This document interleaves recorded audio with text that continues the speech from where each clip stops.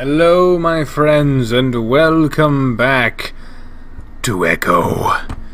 On the last episode, we were on Jenna's route and we saw some freaky deaky shit. So,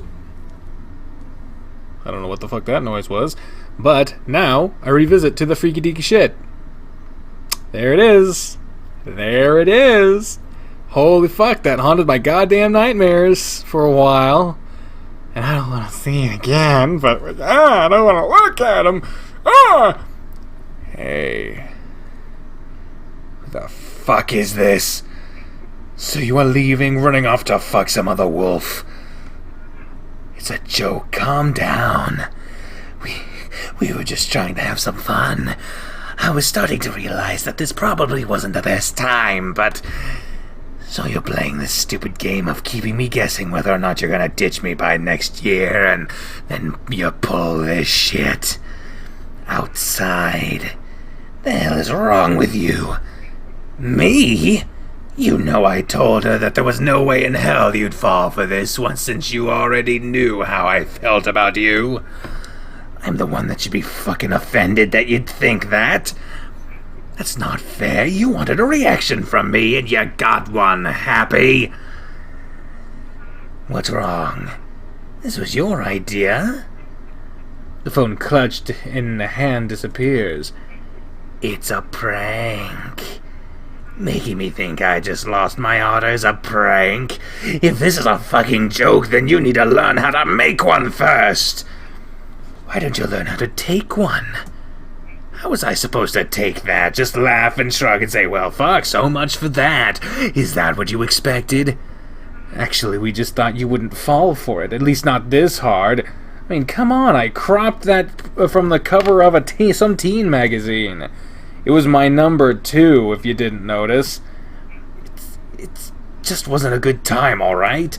No. No. The hell are you doing there, anyway? Semester ended last week. So you're staying at home for the summer? Of course not. I'm staying with Emily. You need to calm down, Leo. How can we ever have fun if you're exploding all the time? Telling me to calm down is the worst thing you can do right now. I'm tired, I'm hot, and I just wanted to have lunch with him. You're overreacting. Oh, cunt.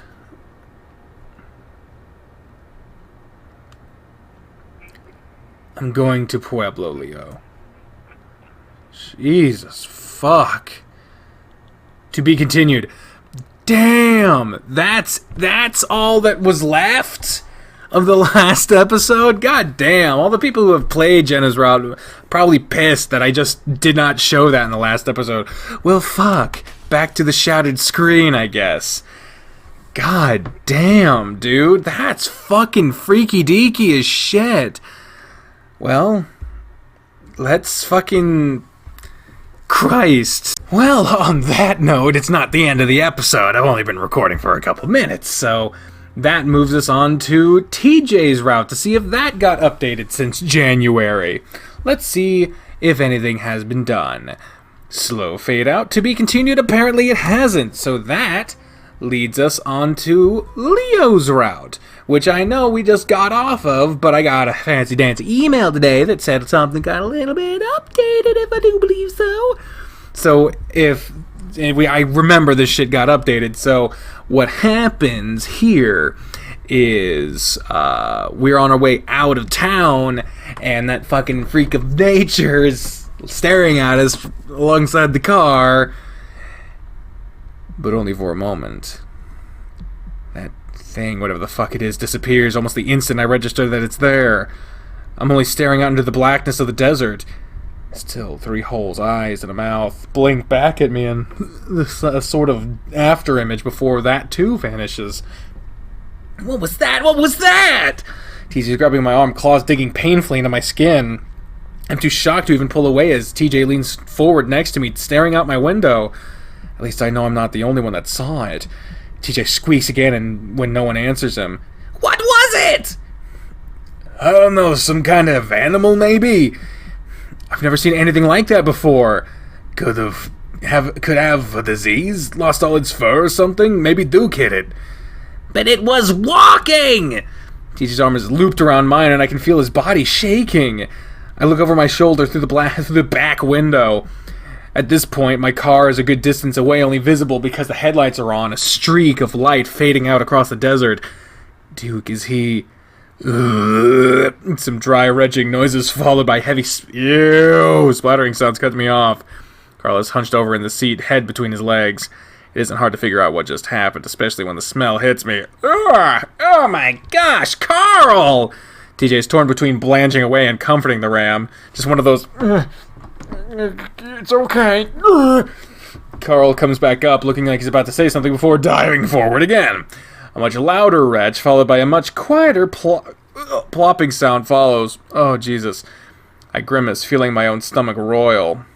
God. Kutsu's looking back at us, a paw up to his nose. You okay? Carl keeps his head down a while longer, his fingers twisting into the fabric of his shorts. I wasn't almost puking at shorts, I was just thinking about it. I have a slight phobia about throwing up. TJ tentatively rubs his back. I would have done out the window. I don't want to open any of the windows now, though. It's okay, Leo. Are there any napkins up there? Oh, shit. I fucked up that line. Can we do another take, please? This fucking voice actor's shit. He's never done this shit before. Like he thinks that's an excuse. Fucking hell. Be a fucking professional. Take 2 and action. It's okay. Leo, are there any napkins up there? Leo, who's been silent up until now, remains silent. He's staring out of the windshield hard, paws on the wheel in a death grip. After a moment of silence, Kudzu checks the cup holders, then drops down the glove compartment. After rummaging around for a minute, he pulls out a stack of fast food-style napkins. He hands them back to Carl, who starts mopping up whatever mess he's made on himself. During all this, I'm still glancing out of the windows. Not head-on, though, because I'm terrified I'm going to look straight into those eyes again. We drive in silence for the next 5 minutes with no creature in sight, thankfully. But I don't know what to think right now. There's no way what I saw was some kind of animal like Kudzu implied. The way it moved, the way it was crouched, and most of all, its face. I've never seen anything like it. At least not anything that's not a Halloween costume. Maybe one of the locals dressed up in a costume or something. But how the fuck did it keep up with the car?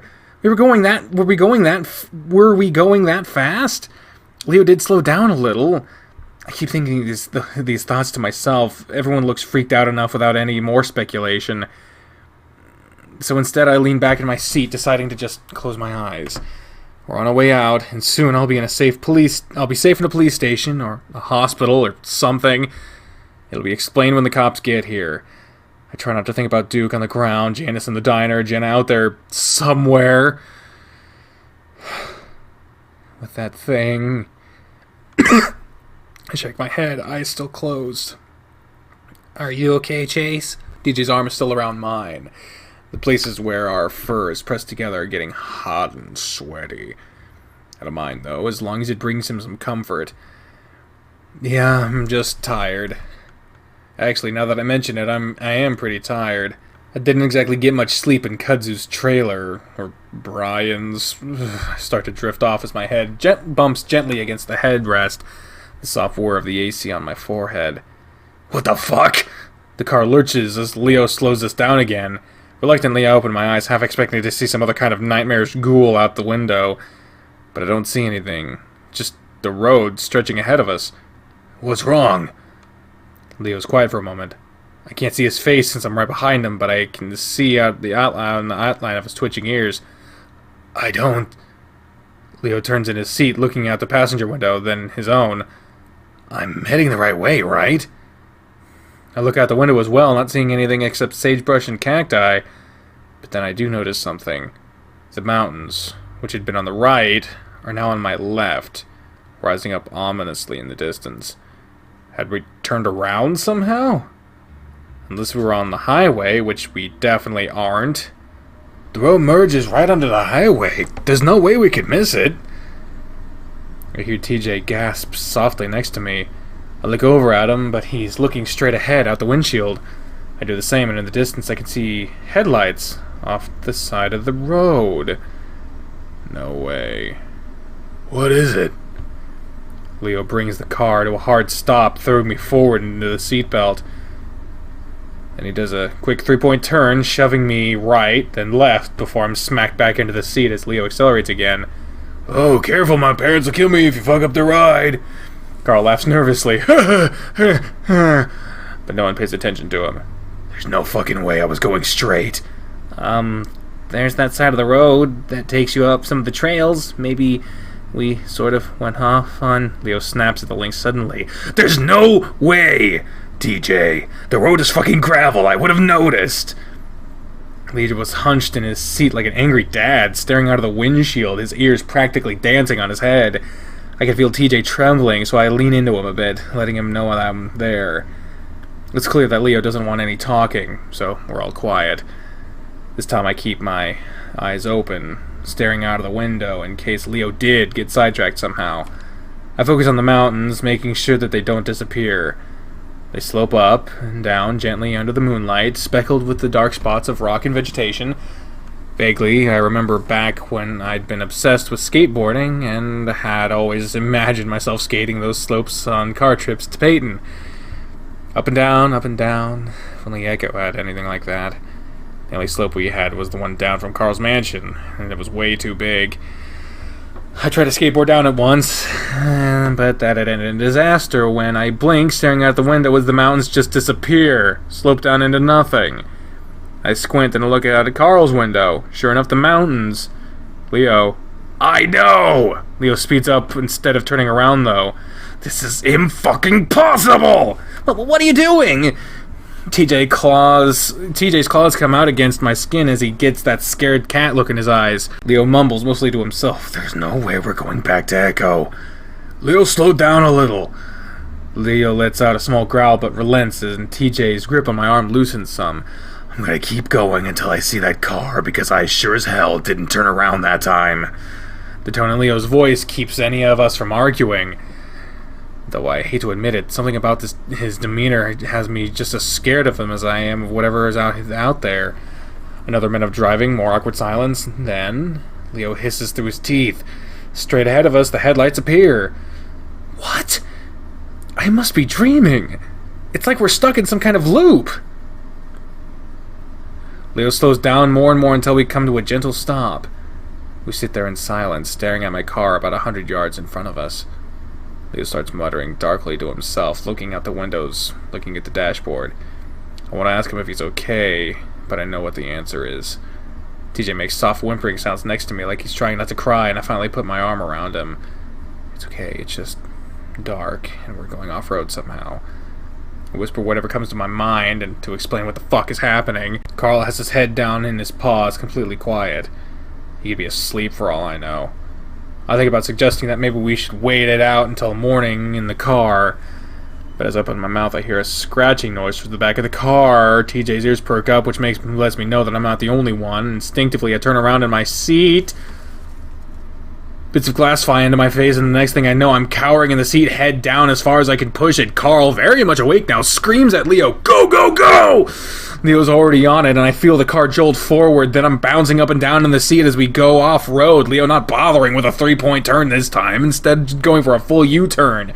We're back on the asphalt, speeding down the road when I feel it's safe to raise my head back up and look back out the back window. For a moment, I'm terrified that I'm going to find that thing crouched on the trunk, staring in at us. But instead, all I see is a giant hole through the back window, the remaining glass jagged. You guys okay? Leo looks back and forth between us and the road ahead of him. I sit up fully. I think so.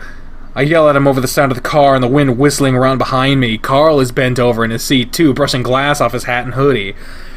I look at TJ, who's crouched over in his own seat, covering his head. Bits of glass are scattered on his back and his head fur. I pick some of the pieces out from his fur and then his neck and lean forward over to him. TJ, are you okay? TJ shudders and doesn't say anything as I plug some of the shards from under his collar. What was that? Stop! What was that? Kudzu shouts back at us, staring through the window. I don't know! I don't want to think about what I actually think it was. Leo keeps up with the high speed, hitting some of the potholes hard enough that I'm worried we're going to get a flat. Going to be in some real trouble. We drive on for another 5 minutes in silence, and then the headlights of my car appear right in front of us again.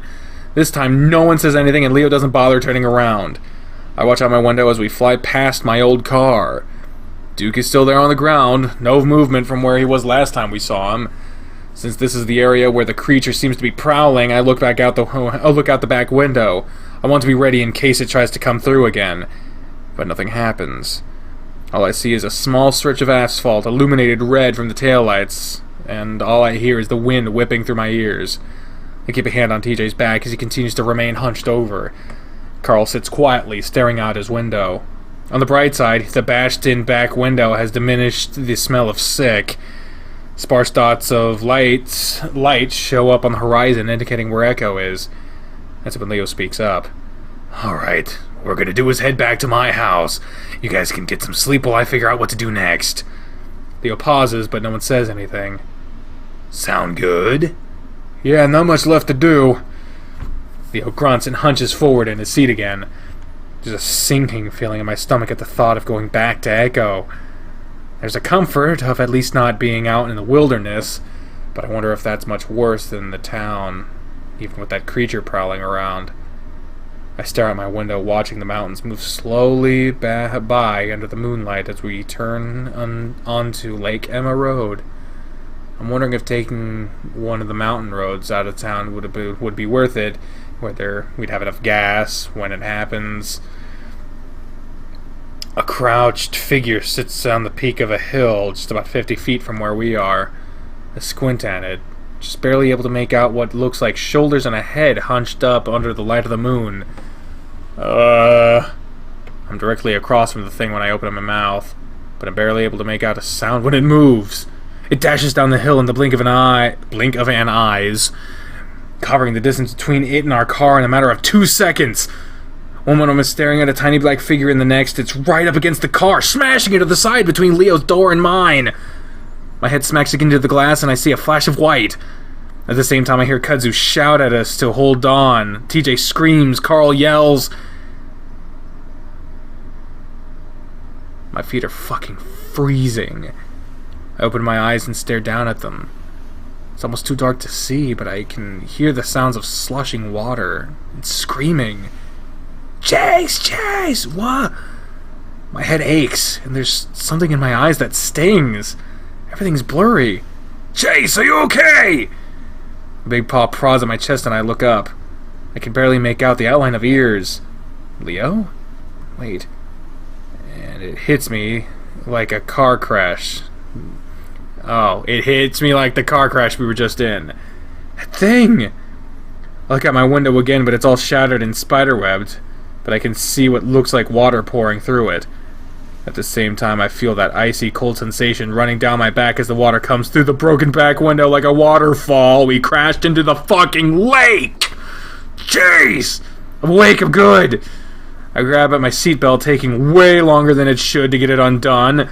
All the while, there's a bizarre, feral yowling sound next to me, and I don't realize it's TJ until the claws find my chest and arm and dig in. Oh, TJ, stop, calm down! But he doesn't even respond, continuing on with a god-awful sound. Through the window! Through the wall! Through the wall! Through the... Not to time for it! Carl's already up on the rear deck trying to push through the water coming in. Come on! Carl's screaming, panicked voice disappears suddenly, and I can only hope that it's because he got out. Chase, come on! We need to get you out! I feel Leo's big paws grabbing at me, but I turn and push them away. I'm fine, let me help TJ. Chase! Leo, I'm a fucking otter! The water at this point is up to my chest. The car's front end is tipped down in the water, and with this sparse moonlight coming in through the back, I can see it's up to Leo's neck. Kudzu is somehow in the back with me and TJ where Carl was. He's staring at me, eyes wide, looking torn between escaping and helping me. Go, Kudzu, through the window! Leo, get out through your door! Chase! Go! I scream at basically everyone, and I can only hope that they do as I say as I duck down and the water goes over my head. The quiet peace of underwater is a sharp contrast to the fucking chaos my brain is in. Somehow in the wreck, the back seat crunched forward, and TJ's seatbelt buckle is lost somewhere in the crease. I grit my teeth. I can hold my breath almost 10 minutes, but I know that for most other species it's less than 2. Far less if you're panicking out of your mind like TJ is. I grit my teeth as I calmly try to reach between the fold between the seat and the back despite the desperate clawing the Lynx is giving me. Again, though, it's far too wedged in to get a hold on. Soon my calm demeanor melts away as I fumble uselessly with the seatbelt and time stubbornly marches on. I feel myself start to panic as I just grab TJ around the body and yank as hard as I can, but it's no use at all. And when I pull on the chest strap, it's jammed and I can't get any slack. TJ's grasping and clawing starts to become weaker. I try to think of something to use to cut the strap, but there's nothing. His claws! Maybe a shard of glass? I move up and away from TJ toward the back window, trying to ignore how he weakly tries to clutch at me. As I reach up into the seat, though, my hand slips between the headrest and the rear deck. I reach in further and realize it's the trunk of the car. With a lunge, I reach down and feel along the bottom of the seat back. My paw runs up against something hard and metal, and I know I found what I'm looking for. I grab the buckle and unlatch it. Swimming around as quickly as I can, I grab the strap across TJ's chest and set my feet against the seat. I pull back as hard as I can, and just like that, it comes undone. I scoop TJ up, his limp body giving me an extra burst of adrenaline as I set my feet against the back of the driver's seat and push out. My arm is a little off as my head hits the ceiling instead, but I'm able to find the hole pretty quickly and kick through it. It's a little awkward to undulate my body into a nice clean swim with TJ's weight, but I manage it well enough, and within seconds, we break the surface. I breathe out into the air while TJ coughs and sputters. His arms wrap around my neck tightly, and I have to put a paw under his arms to keep him from strangling me. TJ, we're good, you're good, calm down! I look around and I'm amazed to see how far we are from the shore. It's a good 100 yards away. I can already see Kudzu standing there and Leo's in the shallows, shouting to Carl, who's a few feet further in, splashing around. I kick off in the direction as TJ continues to hyperventilate into my ear. TJ, it's okay. Remember when you used to ride on my back in the lake? It's just like that, like old times. I try to adopt a soothing tone between my ragged gasps for air. TJ does finally settle on my back, though his arms are still around my neck. Still a lot better than him dragging me down with him. His gasps calm down as we get closer to the shore, tapering off into a weird sort of mumbling sound. I can make out a few words, though, and one of them is a name. Sydney. I frown and swim a bit faster, wanting to get him to the dry land so that he can get his wits back together. Meanwhile, Aaron's not having fun either. Meanwhile, Carl finally grabs onto Leo's outstretched paws, and the wolf pulls him back onto the shore. All the while, he stares at me and TJ intently. He didn't deserve... Shh. I shush him gently as I finally feel my toes find the sandy bottom of the lake.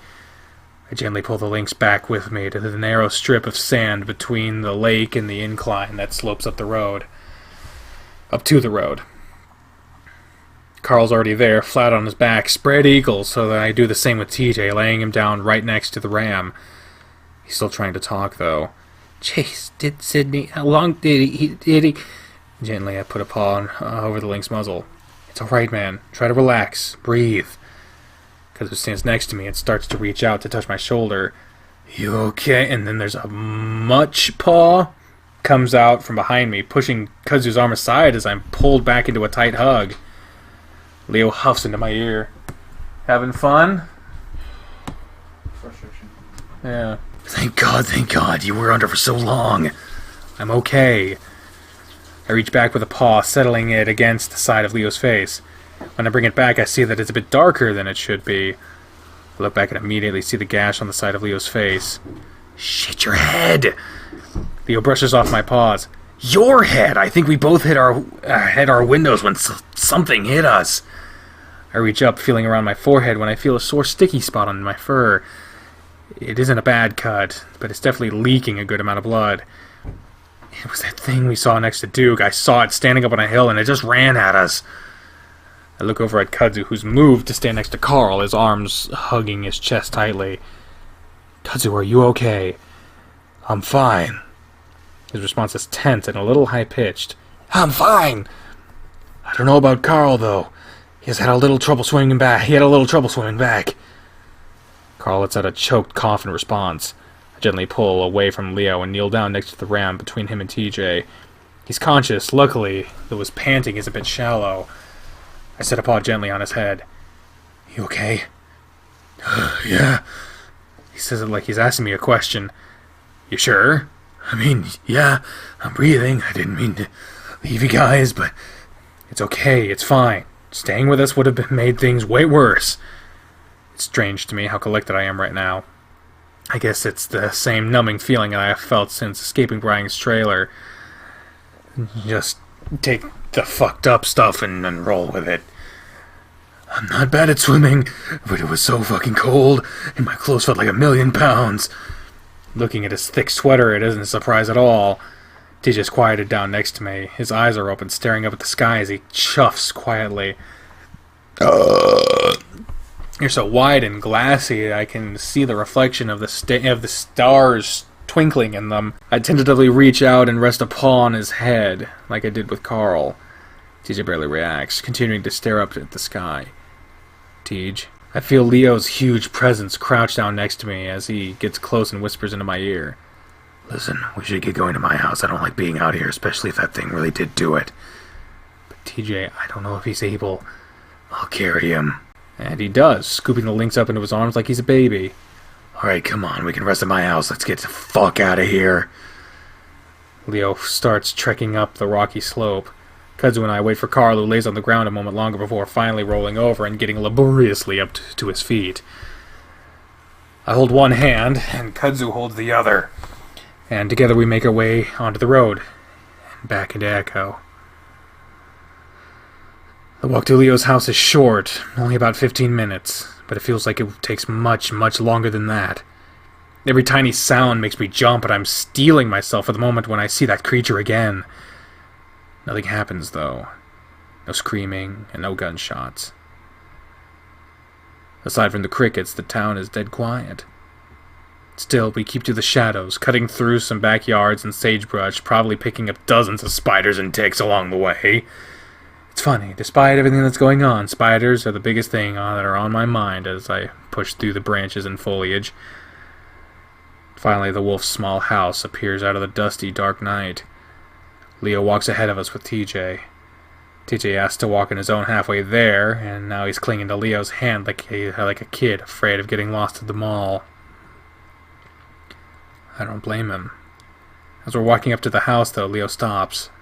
Kudzu, Carl, and I crowd behind him. What is it?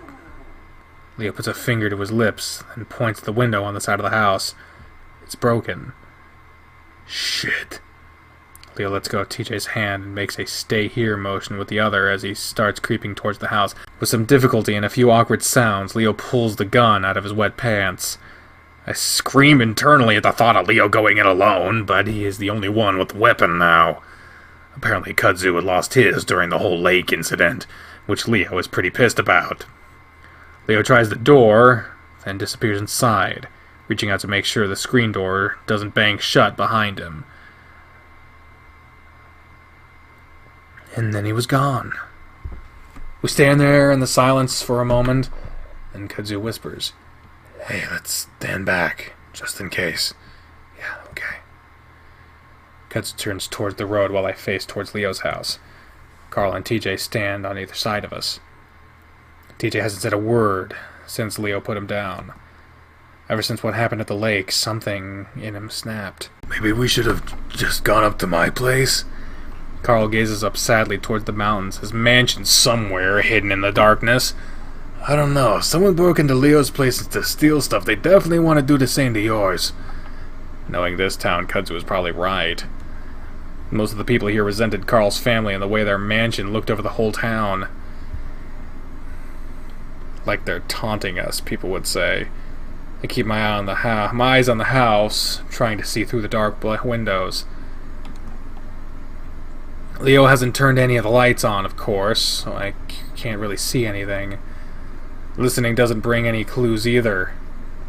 So, what do you think that guy... What do you guys think that was? I don't know. I still think it was some kind of animal. It practically bent the car in half. I say it out of the side of my mouth away from TJ. Maybe we should go inside. Probably safer in there if there's a burglar or whatever. Didn't the mayor say something about it? Like, that it only kills us if we try to leave? I glanced back at Kudzu. Is that what she was talking about? Kudzu! Shakes his head and shrugs his shoulders. I really don't know, Chase. So we go back to waiting. I'm about to mention that maybe we should move closer to the house just in case when we hear a scream. It comes from inside Leo's house and it definitely doesn't sound like Leo. Carl squeaks next to me. Shit! I'm already running up the stairs though, and I hear the others following closely behind. I push through the door, almost running headlong into the bench where you're supposed to take off your shoes. Leo! I shout just as I realize that it's probably a bad idea. A moment passes where the only sound I can hear is the heavy breathing of my friends behind me. Then... Down here, turn on the lights! His voice comes from the hallway, and it's calm. I move a paw along the wall before finding the light switch, revealing the kitchen. We move down the hallway towards Leo's room, where I can see that the light is on. Inside, I find Leo standing over his own bed. In the bed, I see someone else. A little polecat, disheveled in a tank top, looking even more skeletal than usual. It's Clint, curled up in a little ball, cowering. Leo has his gun pointed on him. Wait, please don't shoot me. I just needed a place to stay. Leo inches the gun closer. Then why aren't you at your own place? Kudzu and Carl stand next to me while TJ stands in the doorway, gazing in at us in the dim hallway. Leo raises his gun again, and I actually think he's about to shoot Clint. Clint raises his paws, whining. Leo, wait! He helped me find Chase! What? Leo glances at Kudzu, then back at Clint. He came up to my door last night, told me he saw Chase in a trailer. I'm confused. I'm confused. Apparently I'm confused. I'm confused too, but I guess I never asked Kudzu how exactly he was able to find me. My mind immediately flashes back to when I saw Clint peering in at me in the trailer, asking Brian for drugs. I might not have found Chase if he hadn't told me. Clint nods enthusiastically to that, but Leo doesn't lower the gun. Wait, Leo, Clint hasn't done anything to hurt us since this started. Just... Everyone's gone fucking crazy. Might as well get rid of him before he gets a chance at it too. What? What are you doing, Leo? Leo's got a hardened look on his face that I don't recognize at all. Wait, I know how to get out of here, I think. Leo's stance falters, but only just. What do you mean? That's why I'm here. Just get off me for a second, I'll explain. Clint is twitchy and keeps scratching at his chest and arms. It comes off like he was able to find those drugs after all. Come on, Leo, it's all of us against him. He can't do anything to us. Leo keeps the gun up for a few seconds, then finally lowers it with a dismissive grunt. Alright, fine. How are we supposed to get out of here? Clint slowly pushes himself up to sit against the frame of Leo's bed, clearing his throat. Well, I think it might have something to do with the train yard. The train yard? What the fuck? To be continued? What the fuck? God damn! God diggity damn, dude. You think it has something to do with the train yard? I thought it had something to do with Carl's house. I can only fucking imagine. What in the holy hell? That's all the characters so far, except for Flynn, whose first episode will be the next episode. But until then, ladies and gentlemen, fucking bye, everyone. My goddamn outro. Bye.